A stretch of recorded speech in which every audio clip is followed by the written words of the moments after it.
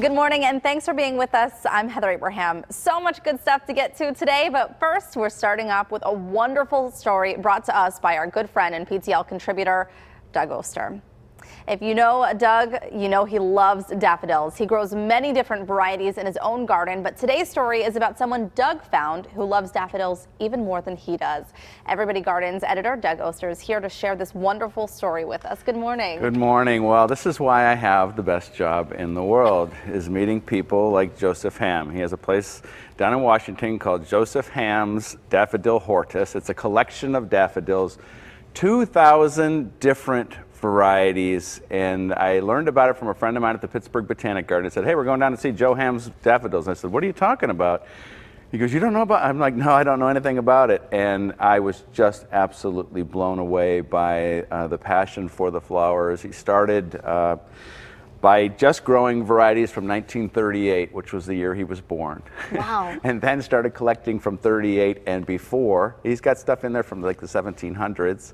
Oh my goodness. And then 400 different hybridizers putting their daffodils in there. So he's got new and old, and it's in its prime right now, blooming like crazy. But then he had a medical crisis. Oh, and you said that. Yeah, he lost his legs, this medical crisis. And you know, you would think that would be it. He would be done with daffodils, but his sister came to help with the rest of the family. And then a neighbor saw an ad for a job there, and the two of them together called themselves the Field Sisters. And so while Joe's inside, you know, answering everybody's daffodil questions, they're out looking through the fields. He can get out into the fields, as you can see there, and those soft grass paths.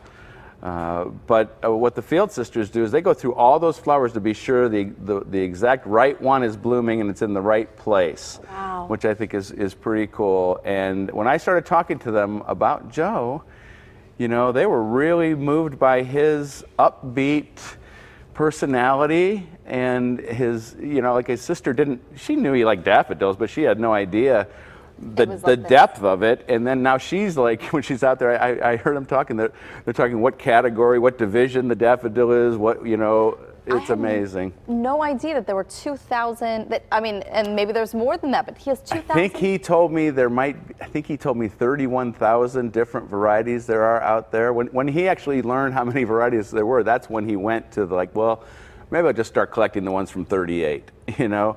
He has one there, it's just so funny. There was one released in the 40s called Spencer Tracy for a famous actor. Mm-hmm. Then he introduced one called Katharine Hepburn, so that Spencer Tracy and Katharine Hepburn could finally be together. And I'm telling you, this place is amazing. It's open to the public. It's absolutely free.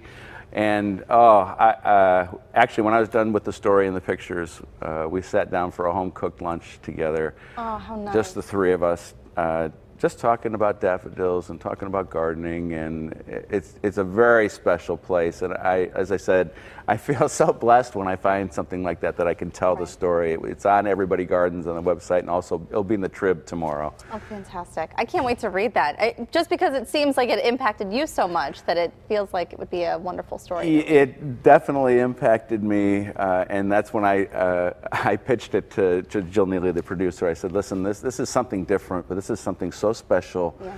Yeah. I mean, I could have stayed there all day.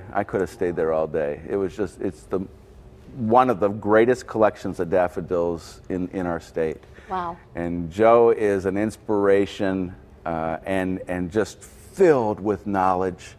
You know, I learned so much. And do you know the proper way to pick a daffodil? This is what I was going to ask you next, because not only did you get to hear wonderful stories, but he also gave you some advice. For 30 years, I've been cutting daffodils. You're not supposed to cut them. You're supposed to pick them.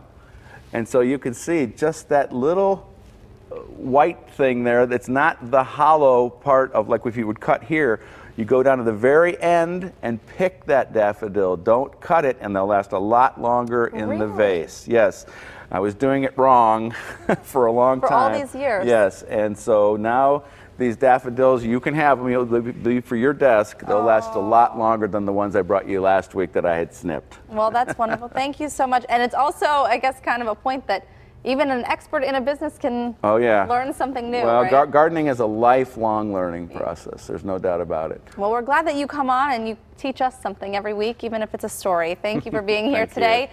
And Joseph Ham's Daffodil Hortus is at 99 Maple Road in Hopewell Township. You can call this number for more information. It's 724-345-3762. If you want to go visit the farm for yourself, and as you heard Doug mention, it's free.